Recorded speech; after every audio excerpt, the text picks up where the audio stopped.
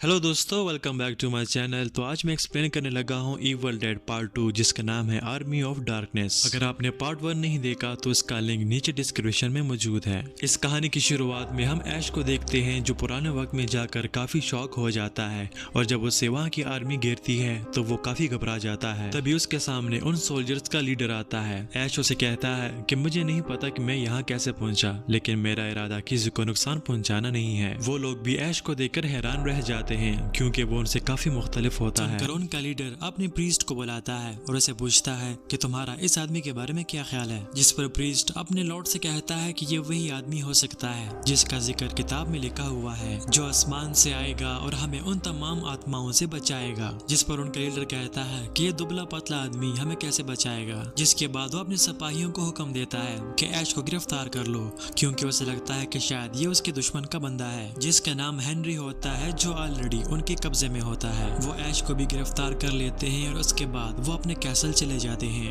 वहाँ के लोग अपने सोल्जर्स को देखकर बेहद खुश होते हैं, क्योंकि वो अपने दुश्मन को हरा कर वापस आ गए होते हैं। कैसल के अंदर एक लड़की भी होती है जिसका नाम है शीला, जो लॉर्ड के पास आती है जिसका नाम है आर्थर, और वो उसे पूछती है कि उसका भाई कहाँ पर है। आर्थर उसे बताता है कि तुम्हारा भाई कल रात की लड़ाई में मारा जा चुका है। ये सुनने के बाद शीला को काफी दुख होता है कि उसका भाई इस दुनिया में नहीं रहा, लेकिन साथ साथ उसे काफी गुस्सा भी आता है जब वो अपने दुश्मन हेनरी और उसके आदमियों को देखती है। इसी तरह वहाँ के लोग भी अपने दुश्मनों के सोल्जर्स को पकड़कर मार रहे होते हैं, जिसमें बेचारा ऐश भी होता है, जो फ्री में कैदी बनकर मार खा रहा होता है। शीला भी इस बात से अनजान उसके पास आती है, उसे गले से पकड़ती है और उसे बुरा भला कहती है। इसके बाद उन तमाम कैदियों को एक बड़े से कुएं के सामने खड़ा कर दिया जाता है, जिसके बाद आर्थर भी वहाँ पर पहुँच जाता है और वो अपने सिपाहियों को वो कुआं खोलने का कहता है, और फिर एक कैदी को उस कुएं के अंदर धकेल दिया जाता है, जहाँ पर कुछ सेकंड्स बाद काफी ज्यादा खून बाहर निकलता है। इसके बाद ऐश का नंबर आता है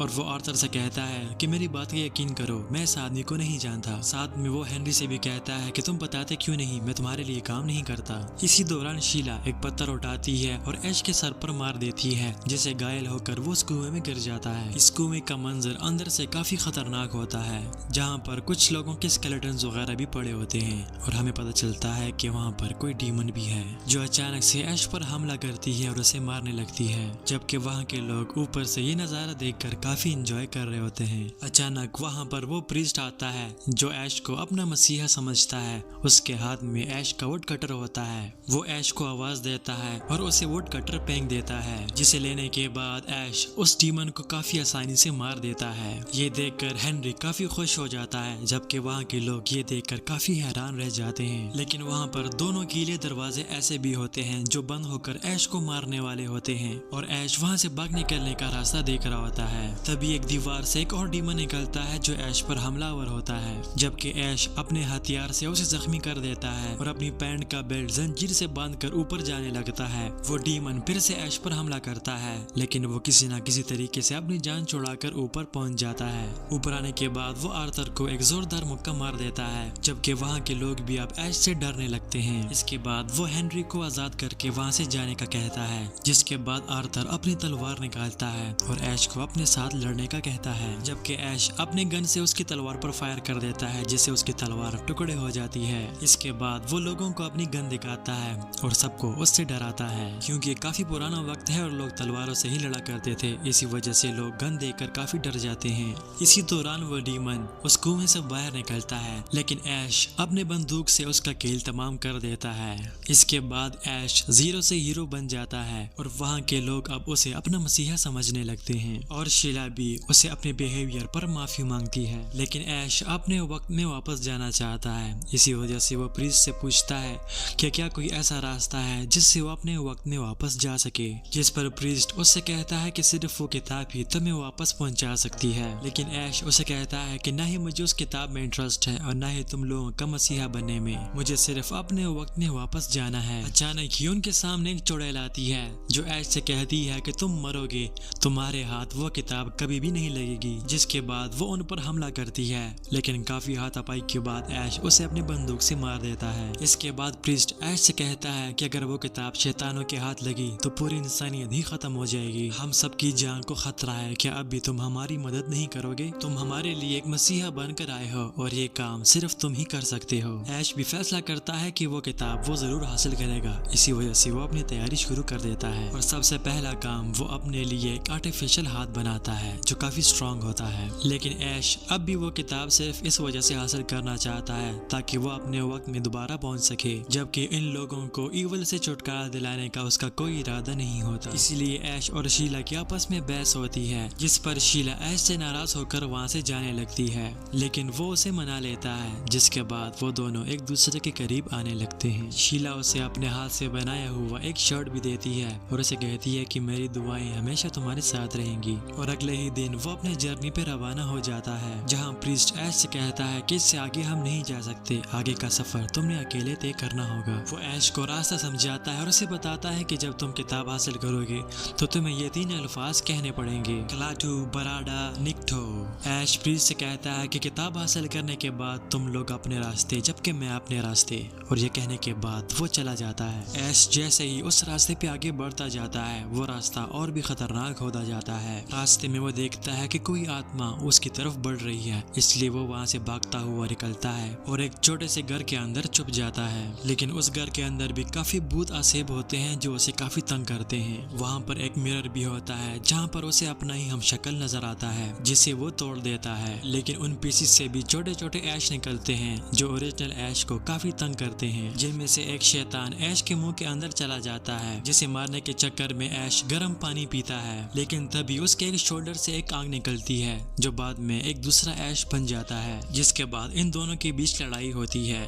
लेकिन ओरिजिनल ऐश उस डीमन ऐश को मार देता है। मारने के बाद वो उसे जंजीरों से जकड़ लेता है और अपने वुड कटर से उसके टुकड़े कर देता है। इसके बाद वे गड़ा खोदता है और अपने हमशक्ल डीमन ऐश को उसमें दफनाकर चला जाता है। वो उस जगह पहुंच जाता है जहाँ पर वो बुक रखी गई है, लेकिन वहाँ पर एक की बजाय 3 बुक्स पड़े होते हैं। जब वो उन बुक्स को चूज करता है तो उसके पहले दोनों बुक्स डीमंस के होते हैं जो उसे काफी तंग करते हैं, लेकिन ऐश उसे अपनी जान छुड़ा लेता है। इसके बाद जब वो ओरिजिनल बुक उठाता है तब उसे प्रीस्ट की बात याद आती है कि बुक उठाने से पहले उसने कुछ शब्द दोहराने होंगे। ऐश वो याद करने की कोशिश करता है, लेकिन वो भूल जाता है और वो पूरा मंत्र वो नहीं कह पाता। और जैसे ही वो बुक उठाता है, तेज आंधी तूफान शुरू हो जाती है और आसमान में काले बादल गरजने लगते हैं। देखते ही हर जगह तबाही फैल जाती है और हम देखते हैं कि आर्मी ऑफ द डेड जागने लगती है। लेकिन ऐश को इस बात की कोई परवाह नहीं होती, क्योंकि वो सोचता है कि बुक ऑफ द डेड उसके हाथ लग गई है और अब उसका काम यहाँ से अपने वक्त में वापस जाना है। साथ ही साथ हम देखते हैं कि ऐश का वो हमशक्ल डीमन अपनी कब्र से बाहर निकलता है, जो इस बार एक खौफनाक डीमन बन जाता है। के बाद ऐश भी अपने कैसल वापस पहुंच जाता है। उसके हाथ में वो किताब देकर वहाँ के लोग काफी खुश हो जाते हैं। इसके बाद प्रीस्ट ऐश के सामने आता है और ऐश उसे वो बुक दे देता है। ऐश उसे कहता है कि हमारे बीच जो डील हुआ था वो पूरा करने का वक्त आ गया है, यानी ऐश उसे अपने वक्त में भेजने का कहता है। लेकिन प्रीस्ट उससे पूछता है कि क्या किताब उठाते वक्त क्या वो मंत्र उसने पढ़ा था, जिस पर ऐश कहता है कि हाँ मैंने पढ़ा था, लेकिन शायद मैंने पूरा नहीं पढ़ा। ये सुनने के बाद प्रीस्ट को काफी गुस्सा आता है और वो उसे कहता है कि क्या तुम्हें पता है मंत्र ना पढ़ने से तुमने आर्मी ऑफ द डेड को जगा दिया है। इस किताब से मैं तुम्हें तुम्हारे वक्त में बेच तो सकता हूँ, लेकिन हमारे लिए ये यूजलेस है, क्योंकि ये किताब हासिल करने के लिए ये डीमंस फिर से हम पर हमला करेंगे और हमारे पास उनका मुकाबला करने के लिए कुछ भी नहीं है। ये सब कुछ सुनने के बाद वहाँ के लोग काफी अफसरदा हो जाते हैं, क्योंकि वो ऐश को अपना मसीहा समझते थे, वो मसीहा जिसका इंतजार उन्हें बरसों से था। उनका दिल टूट जाता है कि आर्मी ऑफ द डेड उन पर हमला करेगी और ऐश उनको छोड़कर चला जाएगा। लेकिन शीला अब भी ऐश पे यकीन रखती है और उसे कहती है कि तुम हमारी मदद जरूर करोगे। लेकिन ऐश शीला को भी इनकार कर देता है और उसे बताता है कि तुम समझने की कोशिश करो, मुझे अपने वक्त में दोबारा जाना होगा। न ही मैं कोई मसीहा हूँ और न ही मैं उन डीमंस का मुकाबला कर सकता हूँ। इससे शीला का भी दिल टूट जाता है और वो वहाँ से जाने लगती है। अचानक ही एक उड़ता हुआ डीमन उन पर हमला करता है और वो शीला को उठाकर वहाँ से ले जाता है। साथ ही साथ हम डीमन को देखते हैं जो अपनी एक आर्मी कैसल पर हमला करने के लिए बना रहा होता है। तभी वो उड़ता हुआ डीमन भी शीला को उसके सामने ले आता है, जिसे वो बाइट करता है और वो शीला को भी अपनी तरह एक डीमन बना लेता है। साथ ही साथ आर्थर की आर्मी को पता चल जाता है कि डीमन अपनी आर्मी बना रही हैं और वो कैसल पे हमला करने वाले हैं। वो सभी लोग काफी डर जाते हैं और वो कैसल छोड़कर वहाँ से भाग निकलने की बात करते हैं, लेकिन तभी ऐश उनके सामने आता है और उन सबको डीमंस के खिलाफ लड़ने के लिए मोटिवेट करता है। लेकिन आर्थर उसे कहता है कि हमारे काफी लोग यहाँ से जा चुके हैं, कैसल के अंदर काफी कम लोग रह गए हैं और उनका मुकाबला करना हमारी बस की बात नहीं है। लेकिन ऐश यहाँ पे एक स्पीच करता है और उन सबको लड़ने के लिए राजी कर देता है, जिसके बाद वो सब लोग भी अपनी तैयारी शुरू कर देते हैं।